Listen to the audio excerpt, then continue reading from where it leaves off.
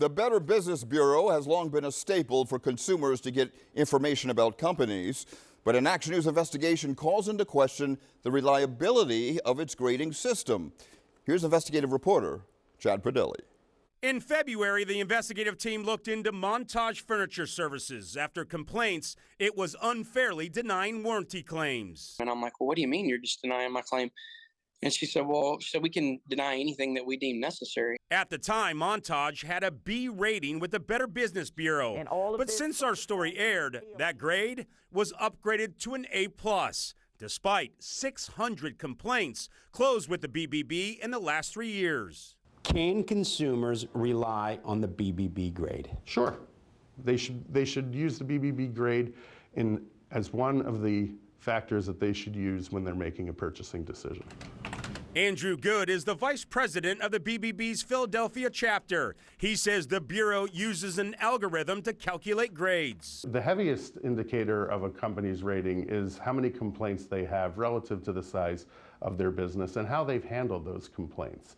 An attorney for Montage told us they respond to all Better Business Bureau complaints, which comprise roughly 0.25% of the claims they processed the last 3 years, and that many complaints are not covered under the terms of their agreements. But we found responding does not always mean consumers will be happy. The grading service says they don't assess the merits of the customer or company statements, but rather act as a mediator. We're saying whether we think the company acted in good faith. Good says actions like an attorney general lawsuit are also weighed, but only after an allegation is substantiated by the courts or there's a settlement.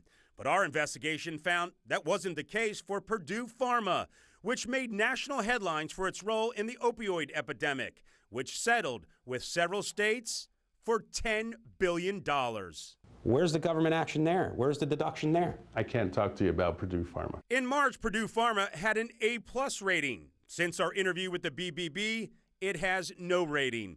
The BBB says it reviews a wide range of companies, many of which it accredits. In exchange, a company can use its logo in advertising, a symbol of quality, since they must maintain a B rating. Accredited companies pay a few $1,000s a year and help fund the BBB's operations. We didn't know that we had a page on the Better Business Bureau website, so when someone brought that to our attention, we said, wow, what's going on here?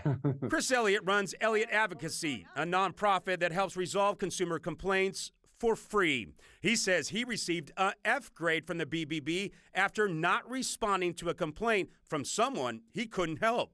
They said, anyone can leave a review. We don't verify our reviews. Elliott says it wasn't until he wrote about the experience that the BBB then removed his company and that F grade from its site. And it made me wonder, really, are there other businesses out there, and is this happening to them as well?